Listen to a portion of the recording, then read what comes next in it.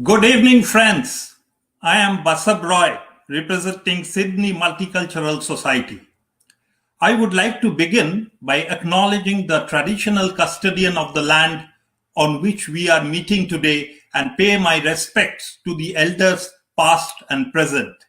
I extended that respect to Aboriginal and Torres Strait Islanders peoples here today. I am very excited tonight to introduce Sydney Multicultural Society to the world.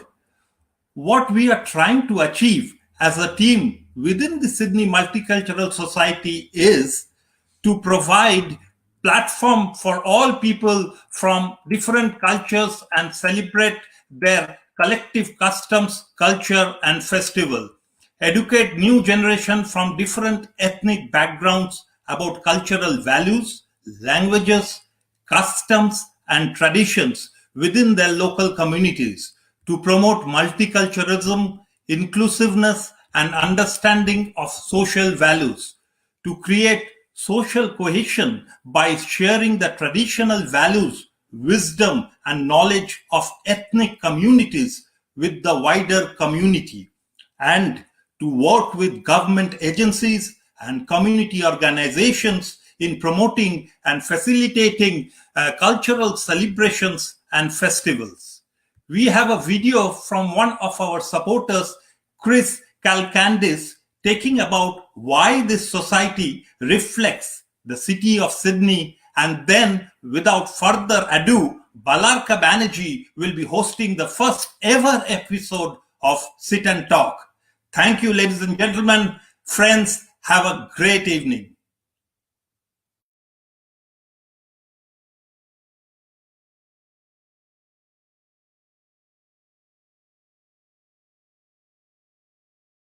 Welcome you to the Sydney Multicultural Society. Here we offer a platform and opportunity to celebrate the cultural diversity of Sydney. Sydney is fortunate to home one of the most harmonious and ethnic communities in the world. The shared cultural values that we all have and the collective customs is fostered through our society's inclusiveness. Sydney Multicultural Society is a not-for-profit organization that celebrates and supports Sydney-siders to work together. Together, we can help each other to share each other's values and connect everyone to our customs. Join us in sharing your custom cultural values today.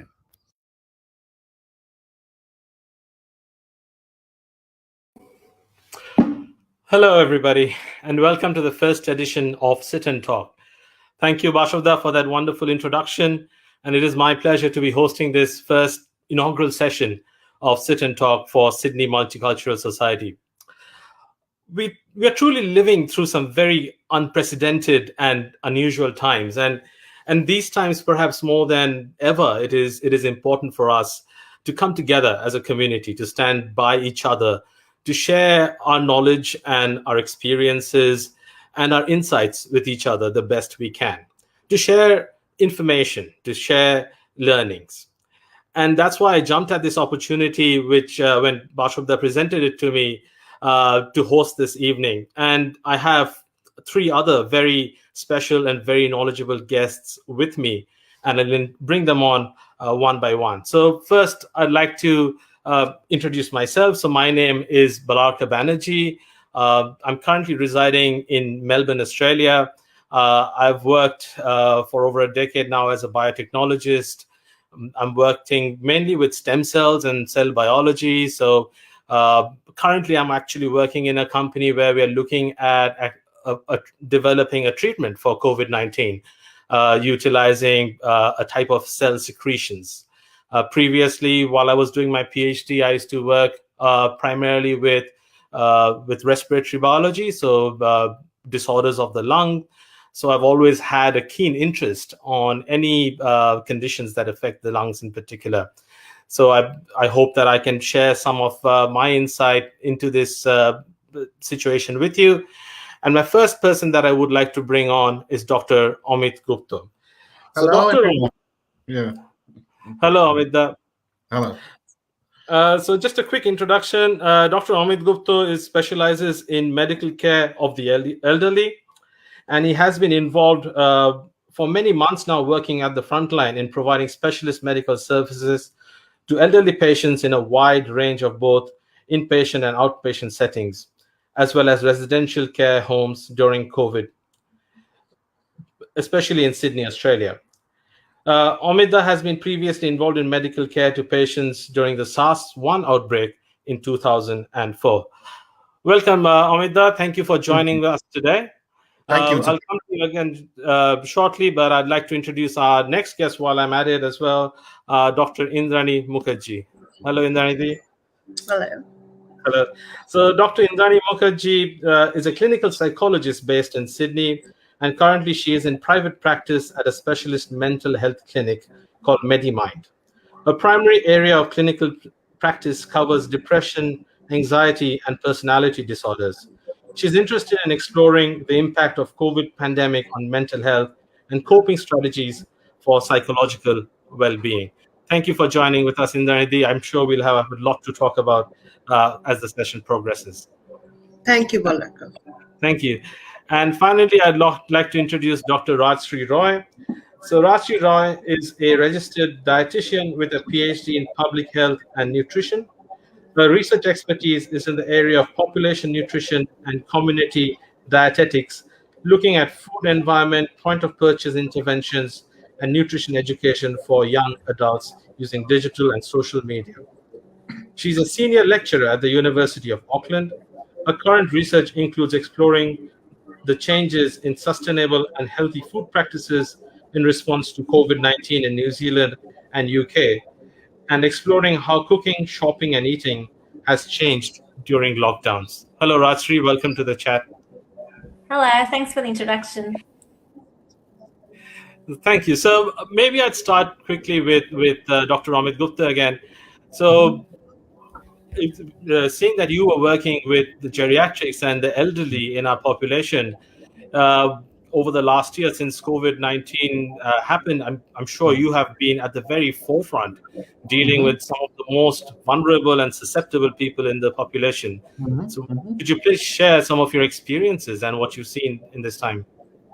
Absolutely. So thank you, Balarga, and welcome to all my fellow guests and friends and everyone who's logged in. Yes, so look, as we all know, we've all been affected by COVID-19, the SARS coronavirus outbreak since sort of January or December 2019, January 2020. Now, the experience obviously has been a daunting one, a knowledgeable one, and it certainly has been an interesting journey, but also not necessarily the easiest journey. Now, obviously, looking back at myself, COVID has affected us in what we call a biopsychosocial way, in a big way. Biologically, obviously, a lot of accelerated health problems, deaths, residential care facilities obviously going through a major outbreak, a few of them in Australia, but throughout the world. Psychologically, a lot of depression, a lot of anxiety amongst elderly as well as young people. When can they travel? When can they see their parents? When can life go back to normal? And socially, the economic ramification is obviously a big affair. Medically, I can say that yes, we were extremely anxious at the beginning of the outbreak, but we've had to use a lot of measures, including proper PPE, hand washing, in the initial outbreak in January and February of last year. And subsequently, we did overcome the first outbreak reasonably well. And life was almost normalized. Unfortunately, we've had a second outbreak, which is in Sydney related to the Delta 2, which follows the chronology and the epidemiology of the rest of the world. And we're currently under a bit of a lockdown here. Moving forward, the way I look at it, at least from a doctor's point of view, we have much more knowledge about the virus. Vaccinations have started in a big way throughout the world. And certainly as discussion progresses, we'd like to talk about the vaccination process if possible. And obviously, I anticipate that we can, and hopefully looking forward, we can overcome this altogether. Thank you, Omidda. And a big welcome and a big thank you to all the people who are joining us now on Facebook Live. So we are streaming live through the Sydney Multicultural Society Facebook page. And I think a few people have shared the stream further as well. So if you're watching us, please say hello, and please drop a comment through Facebook comments, and we can see them live. And I will try to post some of these comments as we go along. And more importantly, please ask us questions. So please put forward questions for anyone in particular, or to the whole panel if you want, and we will do our best to address them as we go along. So thank you, everybody, and please keep talking with us. Moving on to maybe Indranidhi. So I know that mental health and the mental welfare of people has been a very big concern throughout the COVID pandemic, and as the pandemic has progressed, we are only now starting to get a full understanding of the impact of lockdowns, of the pandemic in general on the mental health and the mental well-being of so many people. So being at the forefront of that, being a clinical psychologist through these times, could you maybe share some of your experiences with us? Sure. Thank you, Valerko, and thank you all fellow guests who have come to join us. Look, the COVID has meant that people have been separated from their loved ones due to the quarantine, due to the lockdown, and most importantly, there's a loss of freedom. One of the indicators of well-being, of positive well-being, is having autonomy, having freedom to choose what to do, how to spend your day, whom to talk to. We are people who are attached to one another, and we want to see, we want to hear, we want to touch, and we are unable to do that with our friends, with our family. So the impact has been, I think, very, very appalling. A study in the US by the CDC that indicated 31% increase in depression and anxiety, 26% increase in stress-related symptoms, 13% in alcohol use and substance use disorders. Suicide has been very, very high. In Australia, since March 2020, the 7 News recorded 1,200 suicides. In Nepal, there were, 875 suicides in just 2 days. So the effect is humongous. Domestic violence is on the rise. In Australia, 1-800-RESPECT is a helpline in Australia for domestic violence that increased 11% increase in calls. So these are just a few statistics. From my own experience in MediMind, I have found that certainly there's an insurgence of new referrals. Suddenly the frequency of new referrals are more since the pandemic.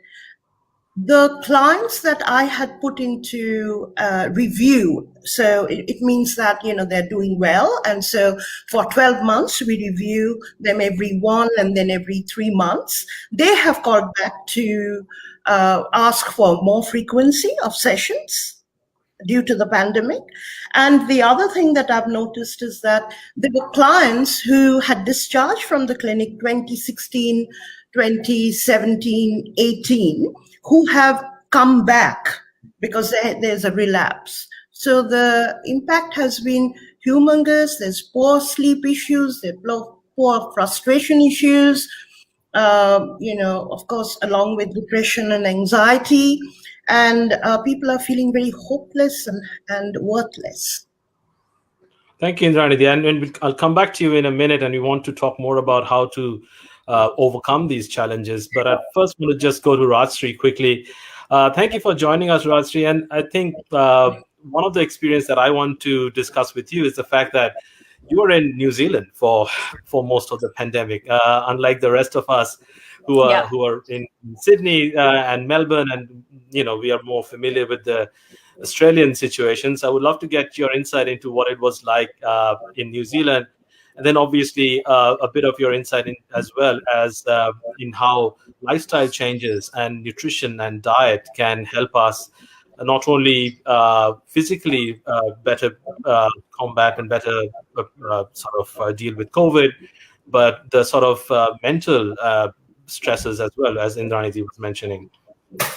Yeah, sure. So just to give you an insight on the New Zealand situation. So we had quite a lot of strict lockdowns when in 2020. So we had that whole strategy of elimination.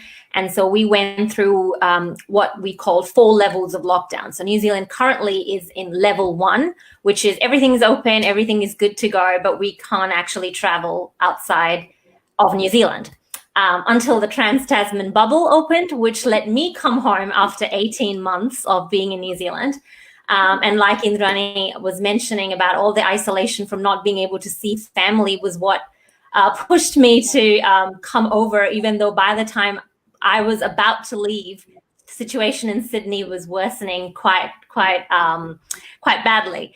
So now I'm here and I locked down with my parents. So there is some pros to that in the sense that I can spend quality time with my parents, but it also means that now I can't go back to where I live and work. So the whole mental health and somehow being able to cope with it is an issue that we can all relate to. And each and every one of us are suffering in some small way or other. And like Balaku said, in terms of food and health in general, in terms of the type of issues I had come across in my research and through seeing patients were a lot around, well, how do I eat well during self-isolation? What are the foods that can help boost immune system, and how can we do healthy eating in quarantine? Like with Amit, there was a lot of things around, well, what should older people do in aged care in terms of nutrition? A lot of people were worried about their diabetes management in COVID because they were worried that if they're not maintaining their blood sugar level well, that could have further contraindications if they get the virus. A lot of people were quite worried about, grocery shopping and, how to buy more canned foods and once a fortnight shopping, things like that. And a lot of the stuff that came about, especially because of people trying to cope with their mental health, was things like binge eating at home or comfort eating at home or snacking to cope with isolation. And snacking to cope with working from home with children around. Some of the research that I did as part of a big study, which involved 38 countries, including Australia and New Zealand. And we looked at how people's eating habits had changed in different lockdowns. And most people increased consumption of foods and drinks, which we would classify as, discretionary foods, like your sweet and salty snacks and processed meat and sugary drinks and things like that. And if you notice, I know this might seem like it's not priority, but the governments all over the world seem to put priority around lockdown measures in the sense that, go out for walks so that you get your exercise in. But no one really talks about what people should be eating or how to cope with these lockdown measures. And there's no public health messaging around food, to be honest, during lockdown, because I guess it's not priority for the government to talk about that. But at the same time, if lockdowns like this keep going on in different countries, that does become an issue, because we do know that, that nutrition and health and just having, good health and making sure that we're not further contributing to the inflammatory component of the virus in general is quite important. I think there is quite a lot that we can talk about in terms of food and nutrition and how we can help with that in terms of, dealing with COVID. Yeah, that's very interesting. I mean, there's been a lot of talk about the quarantine 15 and people putting on weight during lockdown. And I guess I can bring in Indranidhi on this point as well. Food is always a big stress relief. It makes us happy. Wine makes us happy.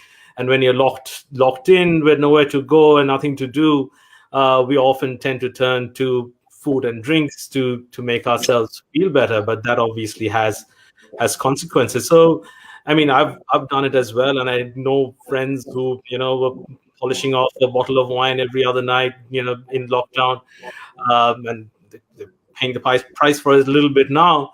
So how do you kind of find the balance? How do you find the balance of keeping yourself happy and energetic, and where food and drink is a big component of that, at the same time not sacrificing your health? I think, of course, that's a question on way forward.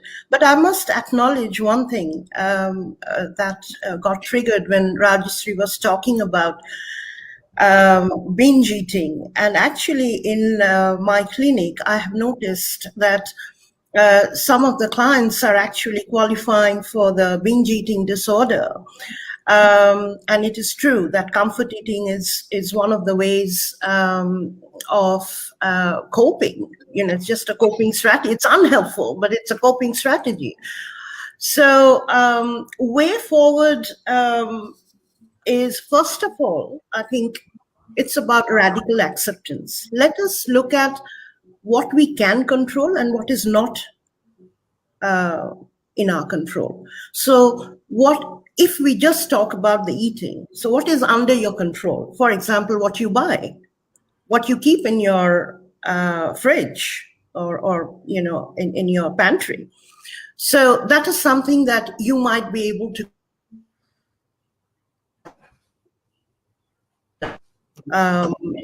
things under your control is your safe habits, your hygiene, your social distancing. Things that are not under control is, other things that are happening, the economic downturn, the loss of jobs, the other stressors from the environment and society. So the first thing is to accept radical acceptance. What can I do and what can I not do? What you can do is that you can look into the fact that you have 24 hours every day, of which you might sleep 7 to 8 hours. Some people are actually sleeping more.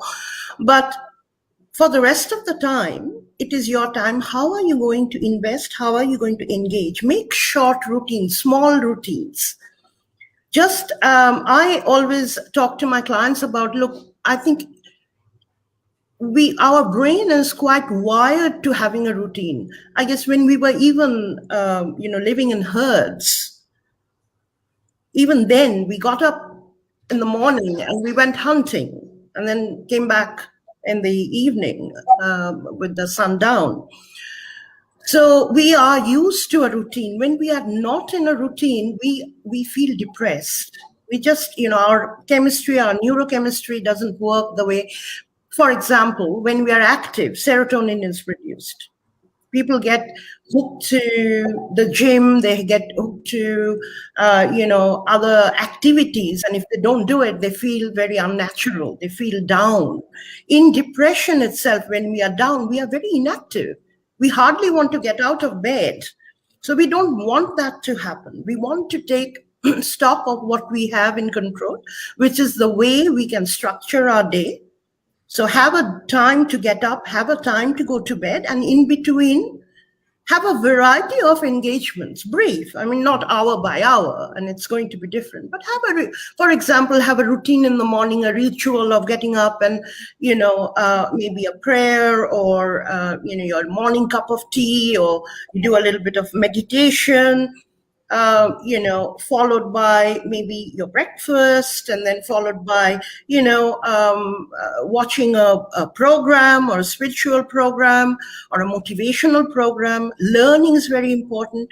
Positive emotion is not just about, feeling joy or pleasure out of things. So try to engage in things like, entertainment and films and that.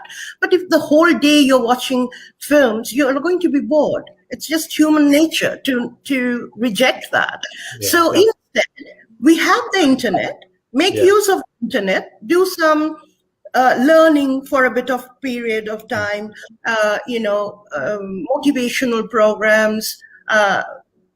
Curiosity is a good one. So be curious and learn about new things. The TAFE has many programs, many, free courses that they have. Why not polish Yes, up on very some kind interesting of point, management? actually. Yeah. Yeah, so I think that's a very important point of utilizing our time in lockdown more effectively to improve ourselves and to feed our brains as much as we feed our bellies, I suppose. But that brings me to a very you bring us to a very good point, and that's about moving forward. How do we get out of this? I mean, we've heard about people's experiences over the last year and a bit, but then how do we combat the situation right now, and how is it going to get better? And that's predominantly the question that I get. Whenever I'm talking to any of my friends, anybody I know, the first thing is like, when will this end? How will this end? I mean, hasn't it been long enough already? How is it that we're not out of this already? Why haven't we figured it out? And the frustration is starting to show in people. So I'd like to go back to Amita. Yeah. And his perspective on how will we get out of this as from a clinician's perspective. Yes, a very pertinent question. Now, let's just take one step back to your question when you said, why is it still there? Now, the large reason why it's still there is because obviously the virus has mutated from the original alpha variant that we had in January 2020.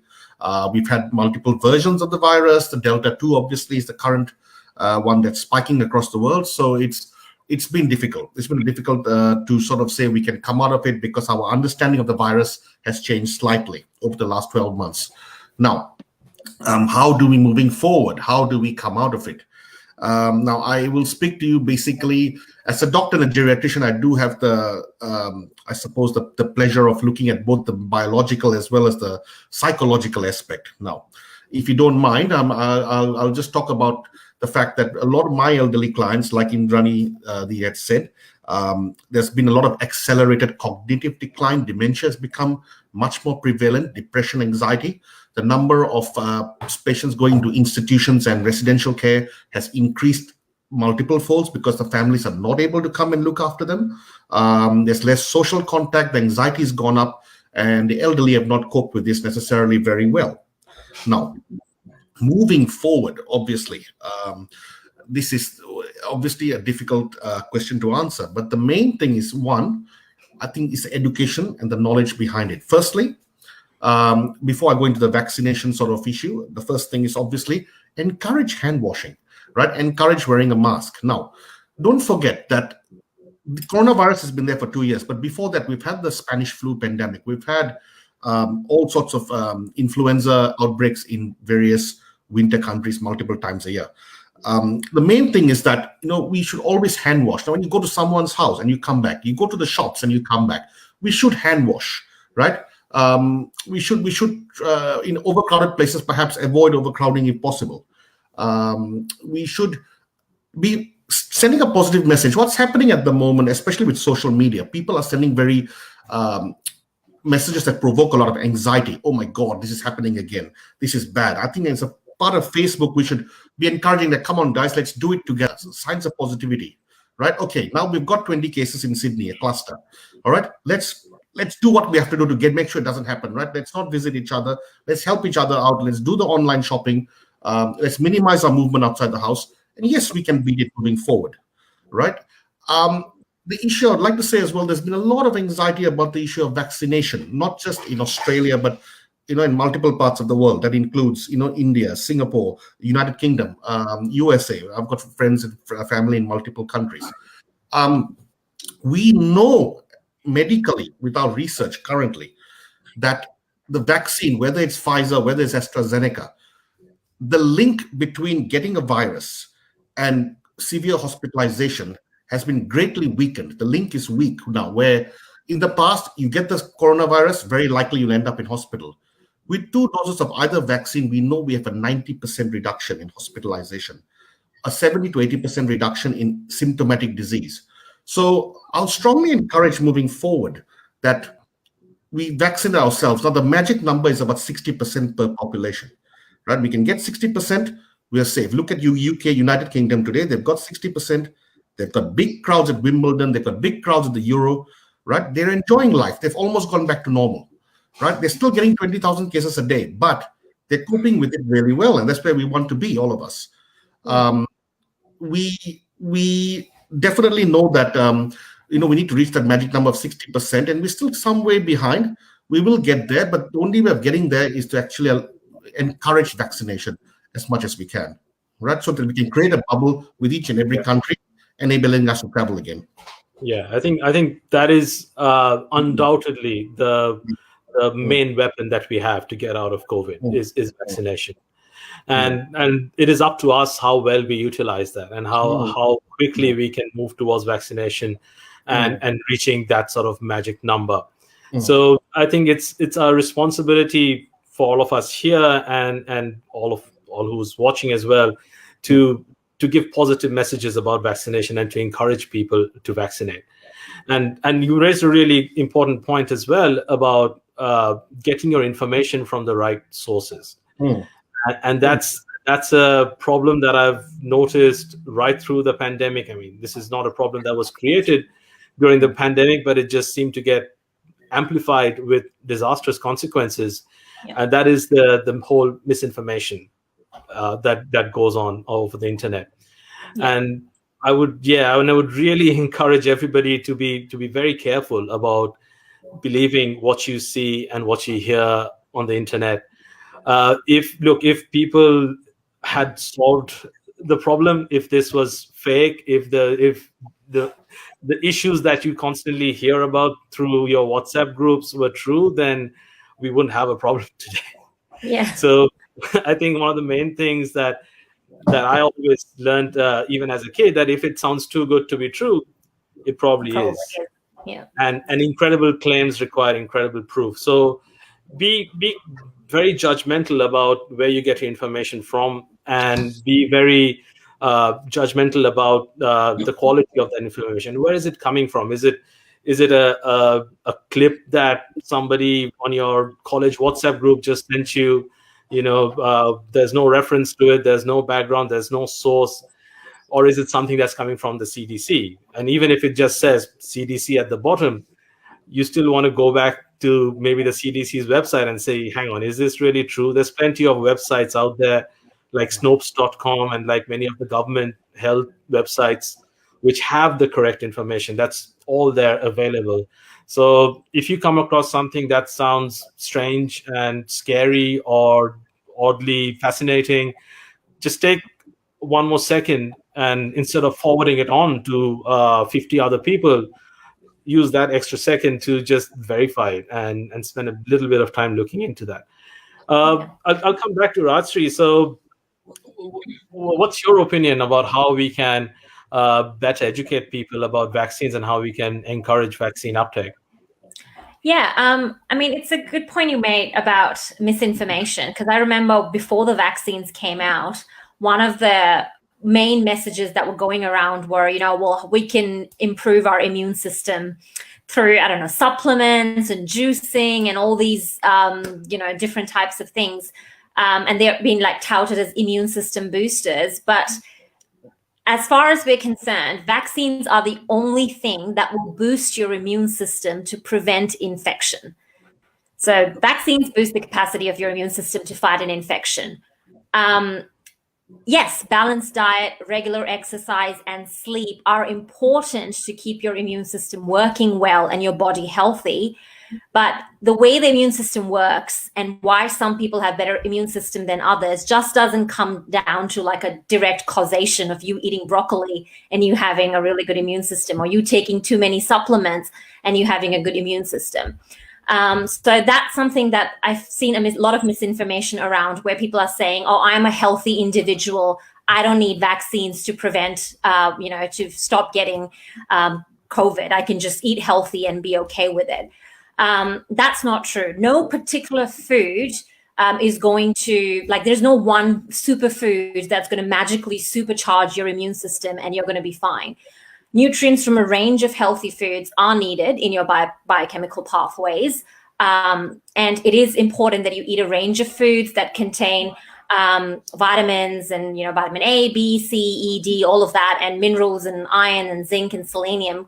All of these are really good food sources for you to have. but it's not one thing or other that's going to do that. And I think a lot of...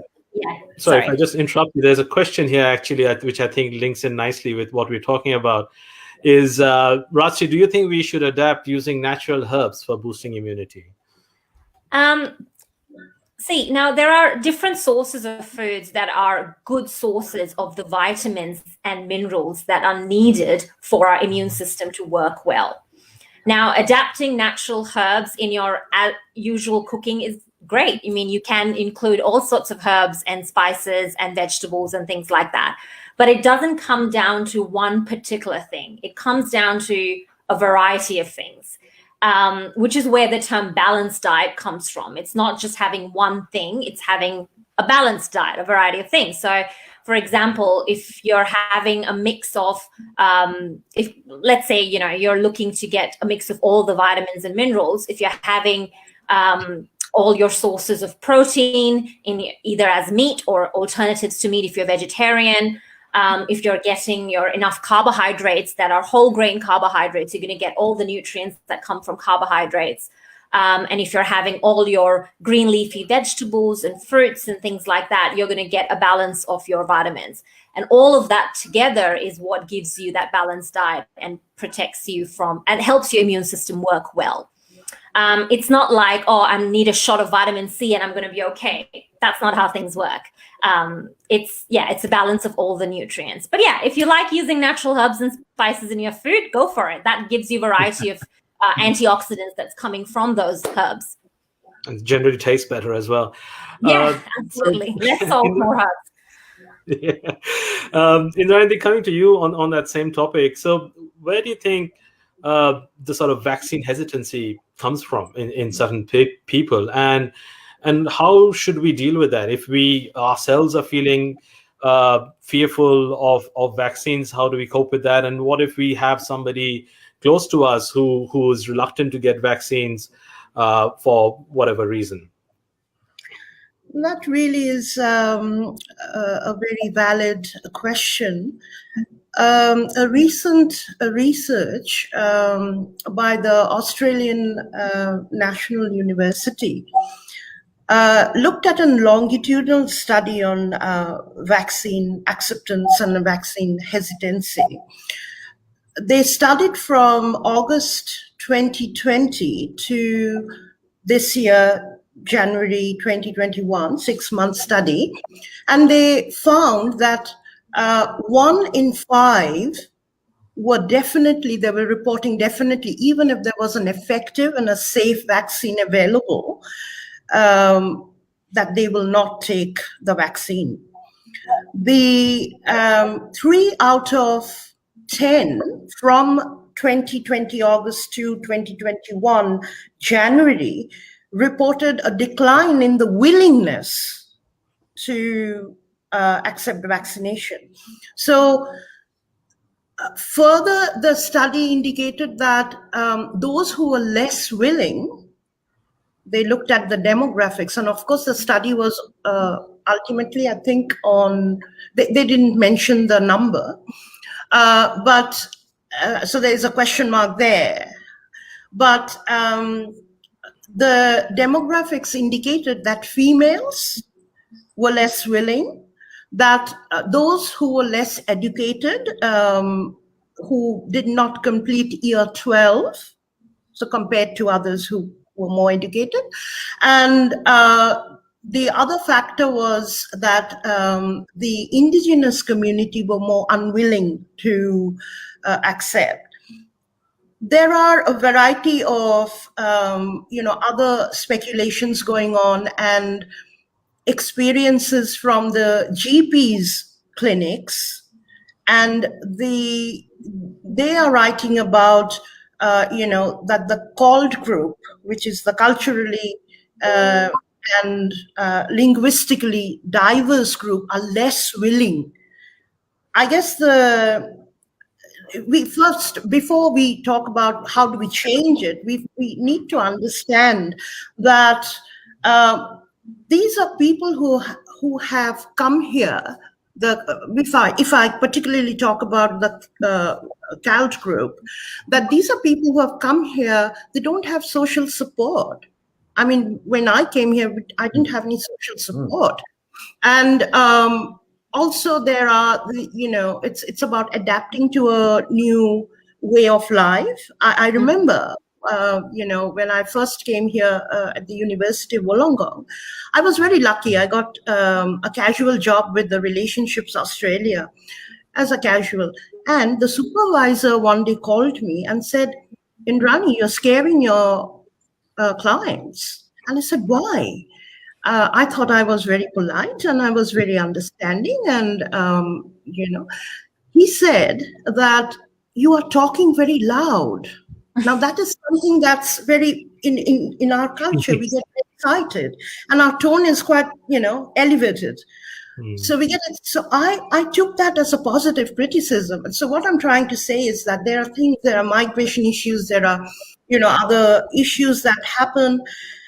There are the CALT groups who have gone through torture, who have gone through trauma, they do 15, whatever. Yeah. So there's already a paranoia is what I'm saying. A mistrust. Yes. Yeah. That is true. And it's interesting you say that, Indrani, because the thing that you're talking about is it can be prevented with a good public health messaging, because a lot of the public health messaging is not culturally appropriate. So that's why vaccine hesitation's around. And vaccine hesitation is something we can fix because we can inform people. Having hesitation around vaccine is a rational discussion we can have with people, and with appropriate public health messaging, that can be eradicated. It's the anti-vaxxers that you cannot have a conversation with because they're not talking rationally. So there's a difference. There are people who don't understand and we can have an explanation and talk to them. And then there are people who are talking from, they're looking at sources that I would not even call sources. They are just fake news. And it's just interesting that the internet has created this platform where, like Balaka said, there's so much misinformation that people are just, gathering information, and too much information has become this big evil thing where people don't know how to separate good information and sound information from propaganda. I think, especially with the culturally linguistic group, a good public health message that caters to people.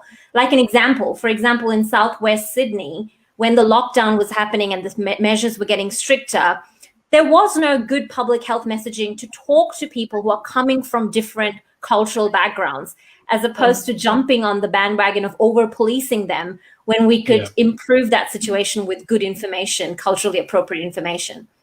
And I think that's where a multicultural society such as this one, the platform that we're on right now, could play a very important part. And I think many of us, amongst us, many people we know are sort of thought leaders in our own communities. And I think it's a very good initiative to bring these people together to get that information out and educate people better. So I have a couple of people are sending in questions, and please keep sending in your questions. We really would want to focus on your questions for the last 50 minutes or so that we have. So I have a couple of interesting questions here. There's one here from Onisha Shotar Mitro saying that, can anyone guide if there is any link between the vaccination and the inbound travel restriction liftoff? Now, we are not really epidemiologists here, and we don't really work for the government as far as I know. So I can't say anything too specifically, but from what I've heard, what the politicians are saying, that yes, there is a strong link between the two. And the last that I heard, the last message from the Prime Minister was that once they are able to offer the vaccine to every Australian, that's the point they will start considering reducing, or not necessarily entirely lifting, but reducing the travel restrictions and bringing in conditions under which you can travel. Is there anything you wanted to add to that, Amita? No, that's very true. I mean, look at we had this bubble with New Zealand, for example. Obviously, Rajashri, you're part of this, but we tried to create a bubble, and without restrictions, and it didn't work this time round, but it should work next time round, because don't forget one thing: the vaccination rate is going up in both countries. Australia and New Zealand are taking a lot of steps in getting the percentage of vaccinations up now. If we can get it to 20 to 30% vaccination rates within the population, both countries, I think the bubble will come back and travel restrictions will lift. The important thing is, someone asked me, if you don't mind, Balarko, someone asked me 2 days ago, a very close friend of mine and yours and a few other people, that if I go to India in December, do I need to isolate even though I've taken the vaccination? The answer is probably yes, unfortunately yes, because India's vaccination rate unfortunately remains very, very low with such a big population, and the virus does mutate in various forms. We have to be safe rather than sorry, and unfortunately restrictions with India, until India can get up to a certain number, 20, 30%, 40% herd immunity, we will have, these restrictions will exist. Yeah. So while I have you on that topic, Amita, there's another question I think you might be good to answer. So with the virus mutating every few months and thanks to its urge to survive, how effective would the current vaccines be? And do you see us having to get the booster every few years? Yes. So with regards to that question, what's happened is, look, again, the same caller, which I got 2 days ago, and several other people have said, oh, does the Astra vaccine cover the Delta 2 variant? Is the Pfizer better? Because they're hearing different articles and different media articles. Look, the bottom line is, at the moment, with the two company vaccines, the two major company vaccines, they are both effective, almost equally efficacious in reducing your susceptibility to having major viral infection. Now, in terms of, yes, will it mutate and are we likely to require a booster? The answer is potentially yes. I think potentially yes. Until we actually have a medication. Now, the same thing happened with smallpox. The same thing happened with polio. The same thing happened, and every year a lot of us still get the flu vaccine because it does mutate. Now, if the answer requires us to have a jab every year, I think yes. If that's required for us to get back to normal, then I would say yes to the question. I agree as well. From what I've seen as well, when people ask me that question, I liken it to the flu vaccine. You get one every year, and possibly there's even been some discussions about combining the COVID booster with flu shots in the future. So you go in and just get it, and that's something that you don't really need to be worried about then. The other question that I get quite often is vaccine preference. Should I take the Pfizer now? Should I take the AstraZeneca? Should I wait for Moderna? I heard that one's 96%, that's 92%.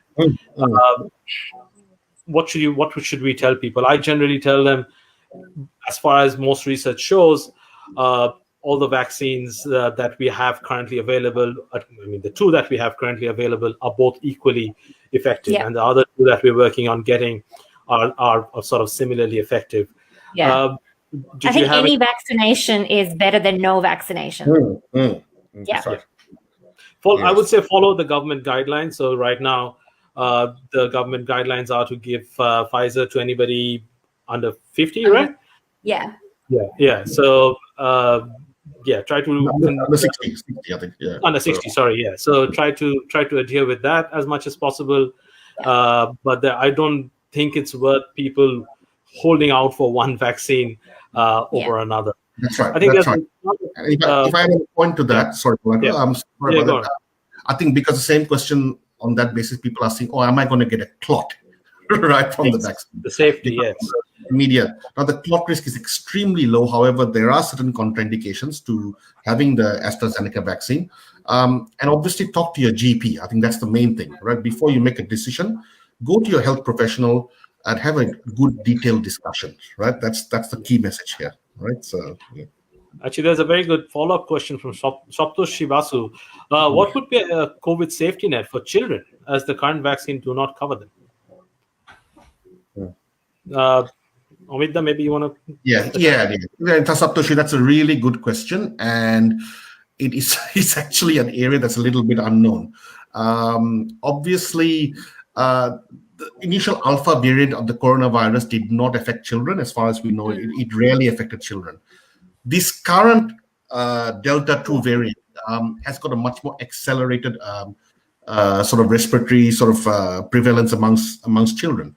Now, the vaccine Look, at the end of the day, the way I look at it, the more people that get vaccinated, the better, right? Should we give it in children? I think the research is still ongoing. Pregnant women and children, I think the research is not 100% clear on these two particular groups as to whether the vaccine should be given to them.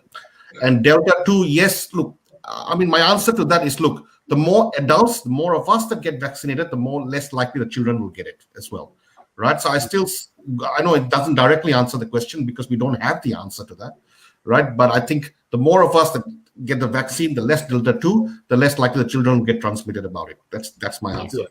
And that's an important point to make, I think, as well. I mean, vaccines work as a community. So it's not like a personal shield that you're carrying around.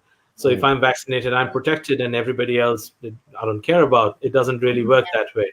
So that's why that 60%, 70%, 80%, that's where those numbers come from. It's basically a calculation that's made, which tells you that if you have that many people vaccinated, the prevalence of the virus in the community just goes down itself.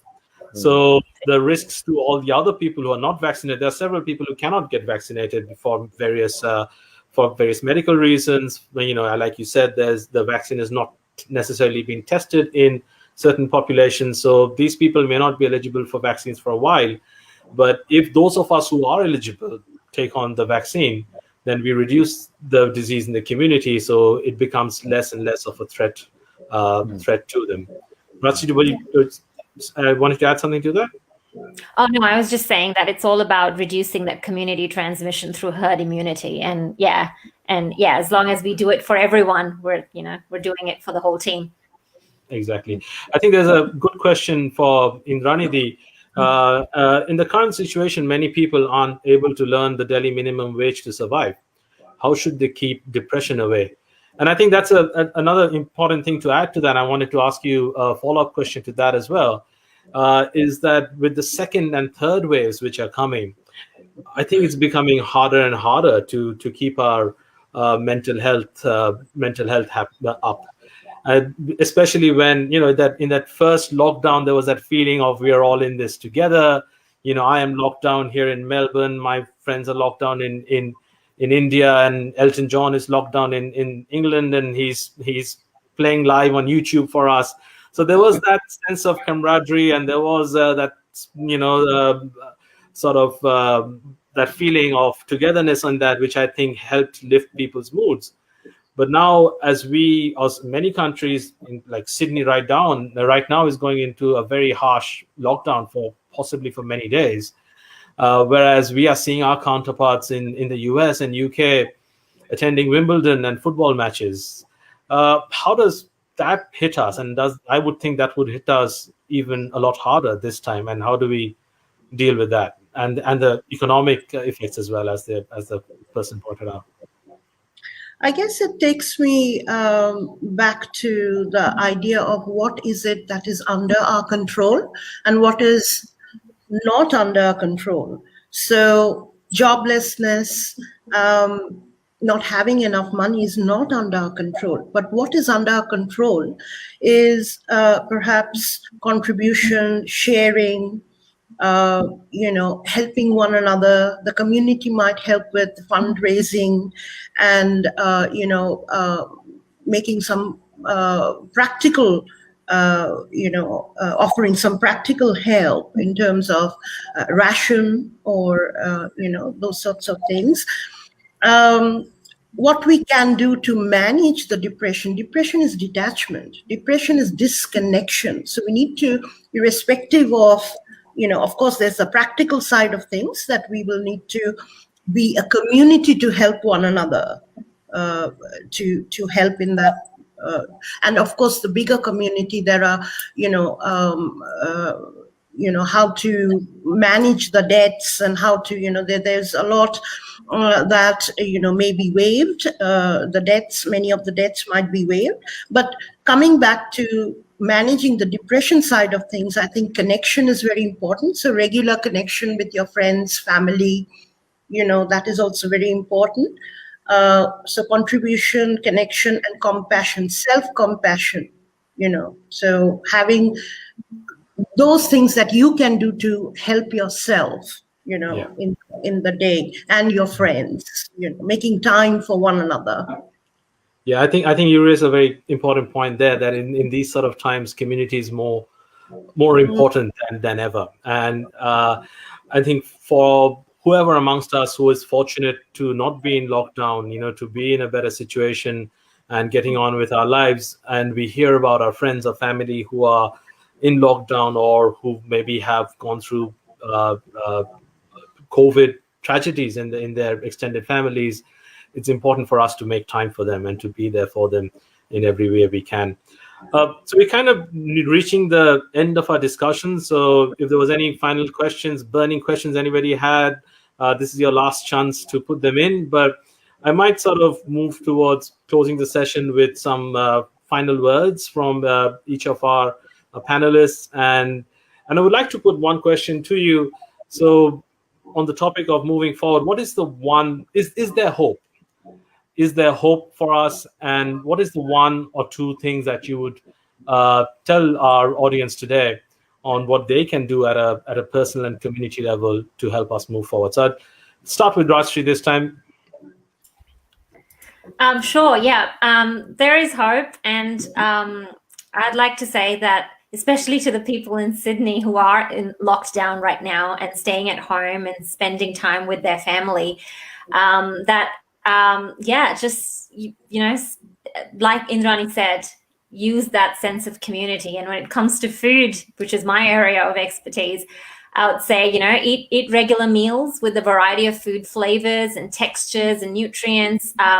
Ideally, eat until you feel full. And again, going back to what Indrani said, create a routine for your day. And as part of that, schedule time for your meals. And also make sure you include some fun stuff in your schedule each day that's not about food, because sometimes we tend to obsess and snack and overeat and comfort eat. So chat with a friend, play some music, get some exercise, or enjoy a hobby that you might have. And have formal meals at the table. Put that phone away. No more news, no social media, not in front of your screens. Just sort of sit down, slow down your eating to enjoy the food with whoever you're bubbling with right now, staying home with. And make it social if you're staying alone. So, video chatting with a friend or sharing photos of your food on social media. Because at the moment right now, every time I open social media, it's all about how many numbers of cases there are. And it'll be nice to see someone's food on there. And yeah, when you're full, just put your leftover food away and clean the dishes and signal that eating is finished now. So we're not over snacking. But like I like to say, that a little bit of chocolate and a little bit of your favorite food, I would say, is essential. So yeah, keep that just for your mental health and just for having a healthy relationship with food. Thanks. Yeah, thanks, Rajshri. And I think that's a really good point. The idea of doom scrolling, and more people are highlighting this fact that we need to stop obsessing about the numbers all the time. I mean, the information is all out there and it is really useful and really, really helpful, but there can be an information overload, and that just kind of pushes us to feel worse and worse and worse. So put your phone away, stop scrolling all the time, and stop, having the news constantly on in the background, and take a break and focus on yourselves, kind of thing. Indrani, last words from you? Yes, there is definitely hope. And I would urge people to take advantage of the telehealth, telepsychiatry. The Australian government has increased the number of rebated sessions. So normally 10 psychology sessions are allowed you can be eligible for them a year. But during the COVID times, it's now 20, so 10 more. The other thing that elicits hope is that in June this year, the government is happy for the community to apply for funding to spread the word of COVID, and of course precaution and how it impacts people and how to prevention, etc. So that might actually reduce the the vaccine hesitancy, and may increase the acceptance of it, which then means that if I'm safe, if my family is safe, and if the community is safe, then we can again reconnect. So yes, there is hope, and I definitely would. Yeah, we should all remember that there is hope. And there's quite a few last-minute questions coming in, but we're really running out of time. So I'm not sure whether we can address them here, but I would ask the panelists, maybe if you go on Facebook after this, and if you could maybe reply to them through Facebook, that would be really helpful. And Amit, the last words from you.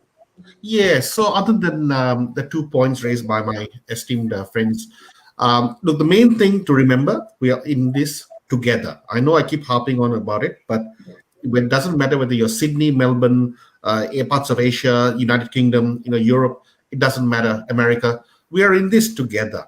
Remember, support each other through this process. When the lockdown is not at full stage lockdown, if children cannot visit, encourage neighbors perhaps to just drop into their friends so that there's less social isolation, there's less depression. Perhaps going onto WhatsApp or Zoom and having a quick face-to-face on the phone with your parents overseas, even for 1 minute a day, that is very, very important in reducing anxiety, right? Encouraging vaccines from the biological point of view, extremely important. Even when the cases are less, make sure you hand wash when you go in and you go out, wear a mask when necessary. And very, very importantly, one point I want to say, I'm not an economist in any way, but when things are allowed and things start opening up, please help some of the more underprivileged, in the sense of people who have lost so much over this time in terms of business, right? Go and buy a coffee from the coffee shop if you can afford it, right? Encourage, for example, businesses in the city. They have lost so much. They're going through so much turmoil in the last 1 year, right? Buy a coffee, buy a donut, do what you can within your affordability to support them. Go to the hairdresser, right, who have lost so much over the last 2 weeks, right?